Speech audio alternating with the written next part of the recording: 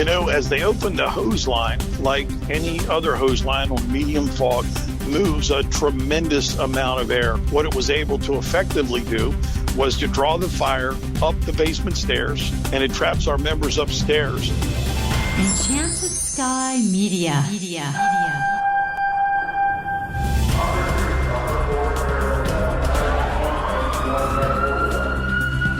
This is Code 3, the Firefighters podcast. Now, here's your host, Scott Orr. That's right, and I will not let Parkinson stop me. Thank you for joining me again here on Code 3. This is the show for and about firefighters. We are informing and entertaining members of the fire service, just like you, from coast to coast. Today we're going to break down a fire that nearly cost 2 firefighters their lives. They ended up with serious burns, but they survived. The thing is, like so many situations similar to this one, it was entirely preventable. It happened in Washington, D.C. in October 2007. It was dispatched as a fire in a row house, which is a typical fire for DCFD. If any fire could be said to be typical, but things went sideways almost from the first engine's arrival. Here to explain what happened and why is Dennis Rubin. Dennis heads up the fire protection consulting firm D.L. Rubin & Associates. He has more than 35 years on the job, and he's been a fire chief at several departments. He's a graduate of the National Fire Academy's Executive Fire Officer program, and he's also taught there since 1983. Dennis is the author of a couple of textbooks and has a new one. I'll have more about that later in the show. Dennis Rubin, welcome to Code 3. Scott, let me say thank you. What an honor and pleasure it is to be on with you today. All right. The incident we're talking about today happened about a decade ago. What position were you in at that time? I'm proud to say I was offered the position as the 25th fire chief of the District of Columbia by the then Mayor Adrian Finty. Just a little bit more background information is my home. I was born and raised there, born in the Sibley Hospital and raised in Northeast Washington, D.C. So let's set up the scenario. Tell me what this particular run was all about. How was it dispatched and that sort of thing? Yes, sir.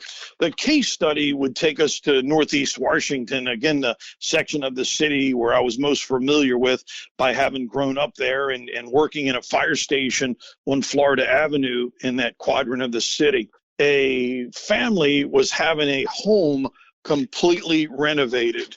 They had brought in a consultant firm to do that work, and as part of the process, they had stripped the floors. In Washington, D.C., a row house, especially after the war, became the typical residence that most families lived in. Quite frankly, that was the home that I grew up in the 1700 block of L Street.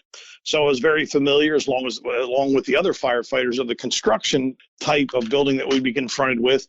And the construction firm had oiled the floors with linseed oil. And I don't have to tell you what happens next. They use cotton products.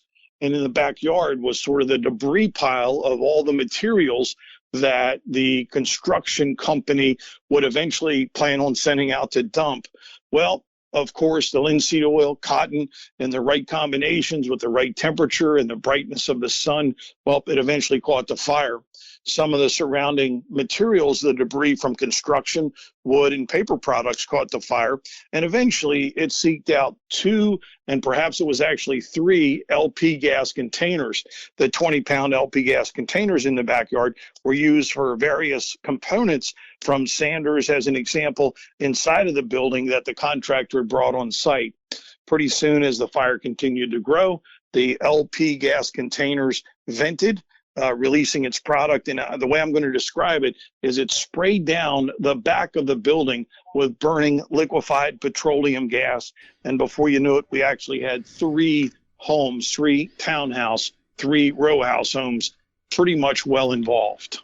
Now, at this point, this was still a first alarm, and so they didn't even realize the fire was this extensive. Isn't that right? That's exactly correct, Scott. the dispatcher was told that there were a series of explosions. The best description our fire prevention and investigations division came up with is that was the relief valves of the LP gas containers venting. That information was transitioned along with the single address. So as the fire companies are beginning to arrive in what would be a working fire, the belief strongly was it involved only a single residence, when in fact it had taken hold in 3 different occupancies. The first 2 units arrive, and I assume that at this point they did some sort of a 360-degree recon. The way our system was set up during my watch as the 25th fire chief, companies would respond to the front of the building, the first in engine, the third in engine, and then the second and fourth in engines would take the rear of the building. This is the middle of the row. So in essence, the Bravo side and the Delta side are other exposures. There's no way besides going into someone else's home. So we had a pretty good idea what was happening, although I'm not sure it was fully and completely transmitted to all companies. The first in-engine company that day is the station that I'd worked in as a young person, and they had ran into some very serious difficulty. The oil pan of the engine ripped open. The contents of the oil pan draining out caused the diesel engine to shut down, and so to speak, engine 10 was dead in the water. They were not able to assist beyond parking the apparatus and then walking to the event. Their vehicle was out of service completely.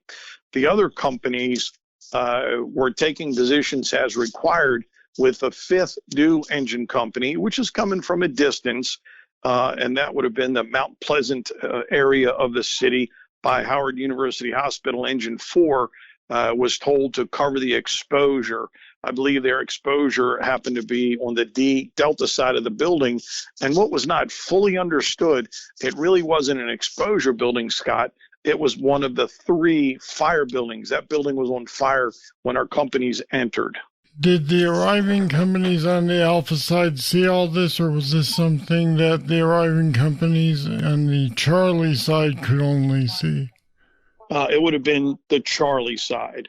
From the Alpha side, it didn't look was that bad. In line with the script. There was only smoke coming out of one building. That was the building that the alarm was sent to, 621 4th Street Northeast. And again, the focus was, boy, we've got to get a company on both sides, our typical process. And it was not until a little bit later that we learned that, in fact, 3 buildings, 19, 21, and 23, were all burning. So what happened here when the firefighters went inside? What did they encounter? So as the firefighters from Engine 4 made their way into the building of the exposure D Delta, the plan always is to check the lowest level and then work to the top floor. In other words, don't let fire burn underneath you and get trapped. The sergeant, in his own words, took a quick peek in the basement. Obviously left the basement door open, didn't realize the level of fire involvement in the basement, and they began up the second floor stairway. The idea was that they would put a hose line between the burning building and the building that they were in to stop extension at the second floor level. Well, as they got to the bedroom on that second floor, they could clearly see the back porches burning. Most of those homes, the back porch on the second floor ends up being sort of an area off of one of the bedrooms where perhaps it would be a place to drink morning coffee or just to have a little balcony space and area. And the lower floor, the first floor add-on back porch, is usually an extension of the kitchen where you'd have an outdoor meal. And for the most part, they're screened in our city. There's a lot of bugs and mosquitoes and things like that. So that's exactly what happened. The firefighters, recognizing that the back porch at the second floor level was roaring, they moved their 1.5 inch hose line. That's right, Washington at the time used 1.5 inches, and they put it into position to be able to attack the fire with a medium fog. They knew clearly not to enter to that back porch area because, quite frankly, that part of the building was the least stable. It was a wood frame typically out on after the ordinary constructed building was built, and we would then apply water from that threshold, staying on the inside of the home, and extinguish the fire that would be part of that back porch area. Now you've got guys on the second floor. They originally felt that there was nothing below them, but apparently there was some fire activity in the basement, and that grew. You know, as they opened the hose line, like any other hose line on medium fog, moves a tremendous amount of air. As I can best recall from my recruit training a few years ago, at 100 pounds nozzle pressure, medium fog, 60-degree pattern, it moves 50 to 100 cubic feet air a minute, essentially that of what would have been a 16-inch electric fan of days gone by. So this tremendous amount of air movement is occurring at the second floor towards the back of the building, side Charlie, and of course the basement was on fire. What it was able to effectively do was to draw the fire up the basement stairs, through the first floor, onto the second floor staircase, and it traps our members upstairs. The way another member, the nozzleman, described it that day is everything was fine. We were in clear air. We were knocking down fire. And all of a sudden, the heat was unbearable. And then we couldn't see anything. And it happened in just a few minutes' time. Well, at this point, the company officer, who is outstanding, thank goodness for him, he recognizes that this isn't right. So they're fighting fire in front of them, but in fact, the fire is lapping up behind them at this point, Scott. Now, at this point, we've got a real problem because it's coming up their egress point, right? Yes, sir. They had been completely cut off from being able to safely leave that second floor. The Sarge had the company turn around. A sergeant is probably like a lieutenant or a captain out west. They're in charge of a company. He has a white helmet. He's a company commander. That has been his responsibility for a while. And once again, I'm going to say he was just simply an excellent leader and a great firefighter, along with everybody on the crew that day. So as Sarge has him redirect the hose line from what appears to be the only fire was their thought outside back porch on Delta, he has them turn around and face the Alpha side and start applying water down the staircase. As they're applying water down the staircase, the fire is still roaring up there. It really didn't touch the fire at all. So after he describes about 30 seconds of water application, the Sarge makes the decision, we got to go for it. And what that meant is all four members, in essence, tumbled down a staircase that was fully involved. When they appeared in the building on the front porch of the building, and their turnout gear was literally steaming. Two members had significant burns, as we'll talk about in a minute or two. That's when the Mayday was called, when they were actually outside of the building, Scott. Now, did this unit have handheld radios? Did any of the members have one with them? Yes, sir. Every member of a company in Washington, D.C. during my watch had a portable radio assigned to their position. So they had their radios. Thank goodness they had on their turnout gear, their air packs. If they didn't, I think at least two members would not be with us today, the nozzleman and the company officer, which led the way into the building and led the way out of the building.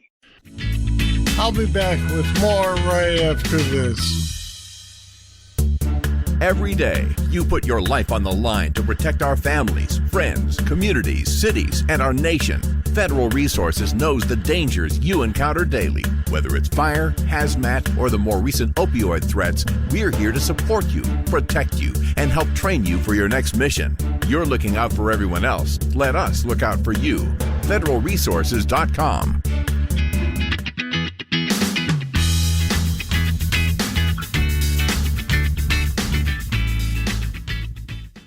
So it sounds like this all happened very quickly, and I'm wondering if it happened so quickly that they couldn't ask for a RIT team to come in and try to help them get down the stairs, or how that went down. I think you couched it, described it very accurately. I'm sitting at my desk. At the time, the office was on Vermont Avenue, not terribly far away. I'm listening to the radio intently. a working fire dispatch was called for by Battalion 1, also a very senior fire person that knew his job inside and out.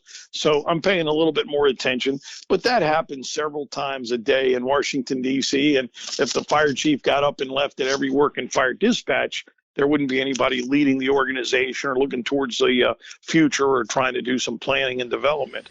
So soon after the working fire dispatch, within a few minutes, came the Mayday, Mayday, Mayday. And I made it a point during my 4 years there, and I guess I've probably been a fire chief approaching about 15 to 20 years now. Anytime there's a Mayday, I'm going to be in the response group if it's all possible. So, of course, it was that point when the Mayday was sounded that I headed towards 4th Street to be a part of that contingent. And, of course, Battalion 1, who was the incident commander of 4th Street Command, immediately called for the second alarm, which is by policy. They essentially tumbled out. They're steaming and smoking. What happened at that point? Well, of course, once we were able to do a PAR and get accountability, the battalion commander, 4th Street Command, ensured that everybody understood not to evacuate the building, to hold their positions, to continue and to bolster the firefight. And as soon as everybody was accounted for, which again was a few minutes later, the focus was to then continue to extinguish the fire. But by then we recognized, and we had a second alarm there, well over 100 members, that there were 3 buildings on fire. So if you will, 17 on one end and 25 on the other end became the exposures. So 617 exposure, 619 on fire, 621 on fire, 623 on fire, 625 is an exposure, if you're with me. And all those positions were covered with the resources that we had. It was held at a second alarm. And once we recognized that, it was fairly quick work to be able to extinguish the fire. But that was just the beginning of the effort. You said your sergeant was a great firefighter, and so I don't want to minimize that because I don't even know who this individual is. But I'm curious if he may have made some sort of an error in checking the basement very quickly. Yes, sir. He was the first to point out the fact that he really wished he would have spent a little bit more time to check the basement thoroughly to ensure that the fire hadn't entered through the back porch windows, which were now completely compromised, cracked, and melted away. So if that would have been noticed by him, if he would have actually gone in the basement instead of peeking in the basement, that's where they would have commenced their operation. And I don't think any of the members would have been so critically injured. But that didn't happen. In essence, the Sarge was very quick to point out the fact that he wished he had done that. And I'm positive from that day forward, he's now a captain and doing incredibly well still.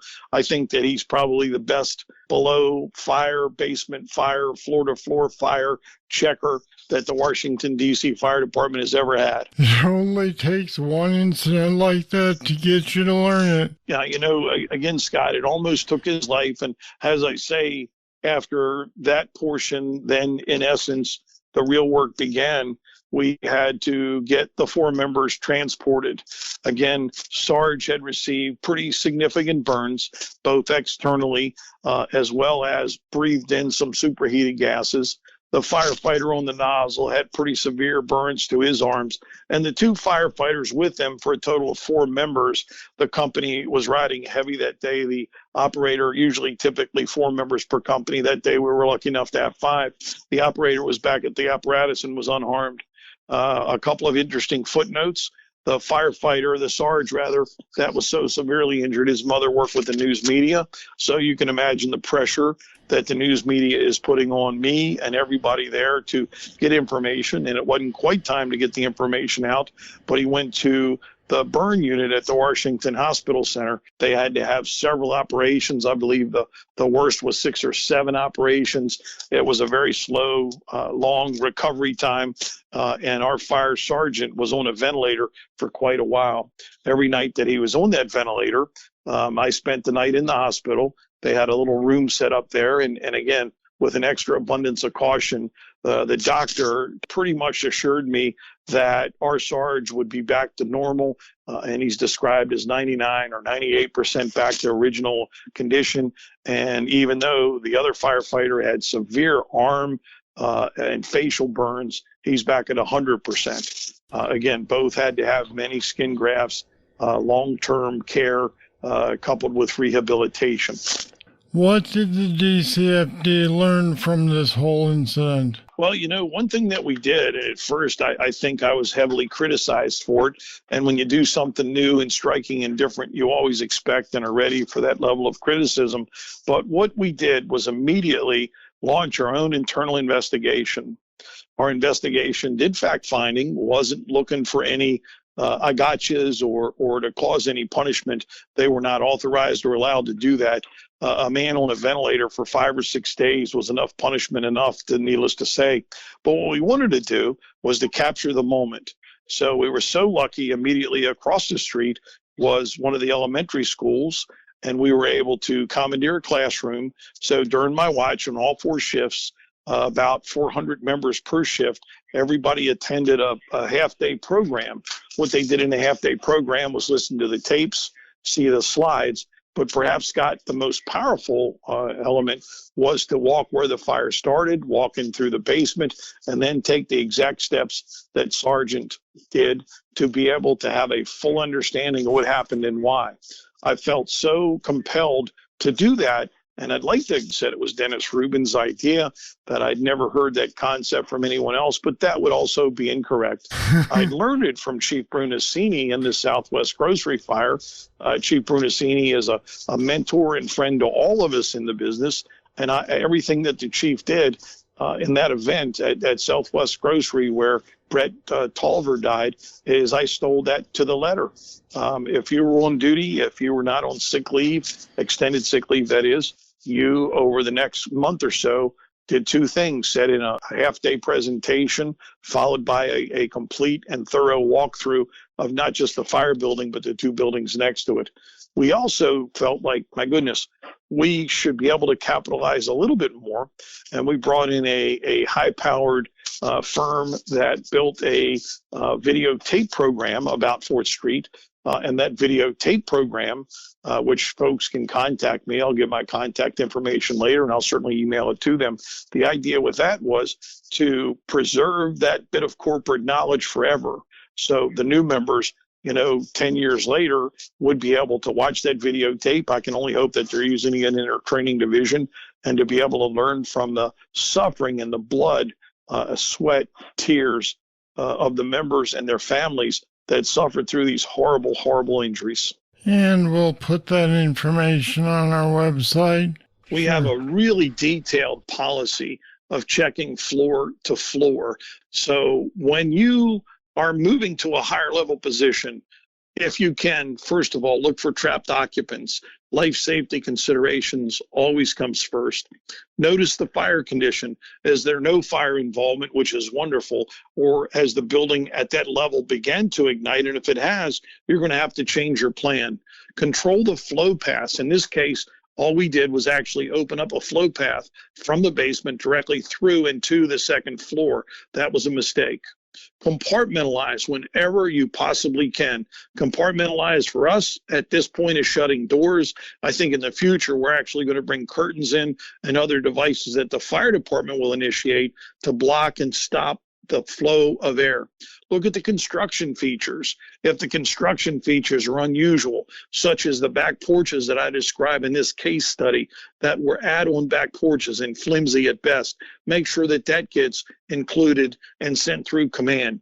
The building stability is a potential for building collapse. We have another case study that happened in a different section of town where an entire apartment building wall would collapse, and we were so lucky to get out of that without any firefighter injuries.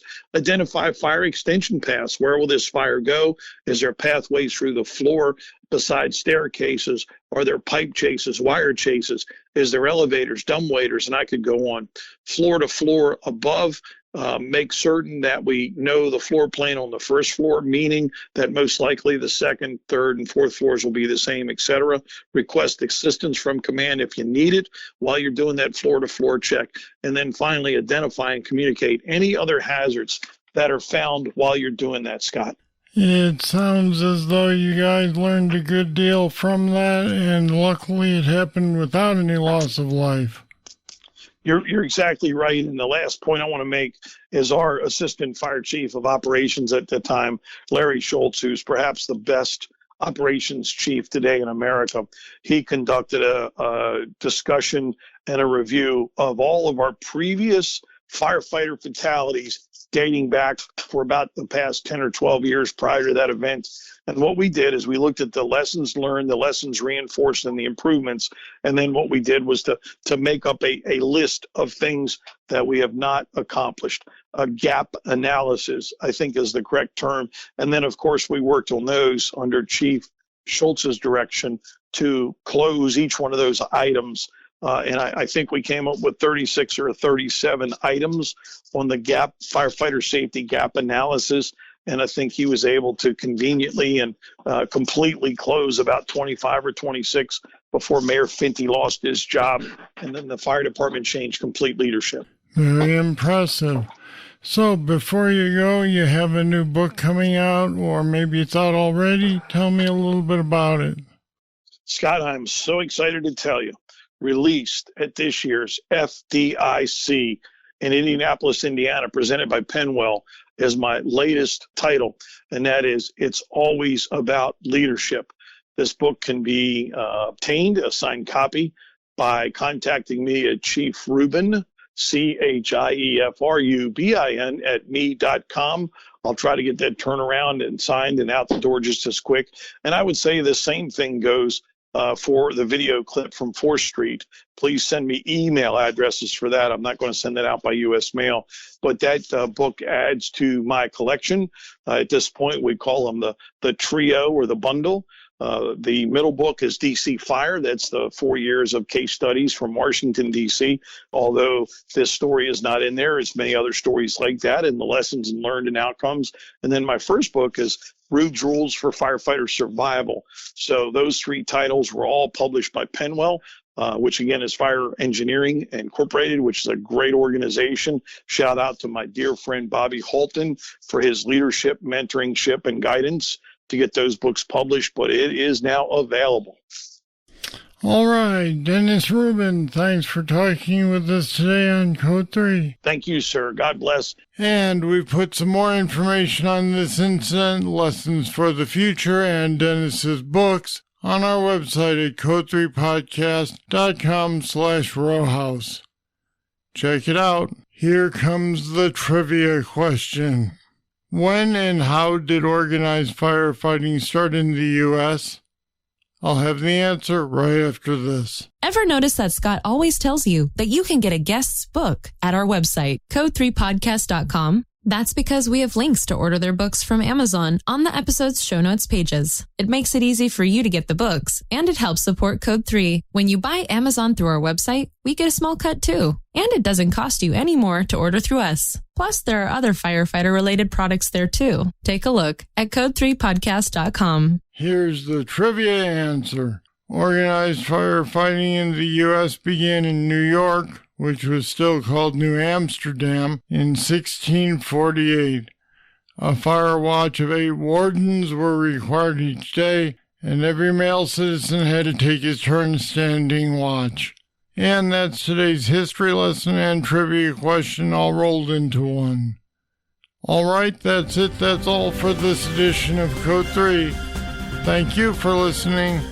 I'll be back next time with more, and I hope you'll join me then. I'm Scott Orr, and until then, I'll see you later. Code 3 is a production of Enchanted Sky Media. To get in contact with us, visit code3podcast.com. And if you haven't subscribed yet, you should. Don't miss an episode. Find us at the Apple iTunes Store, Google Play, or wherever you get your podcasts.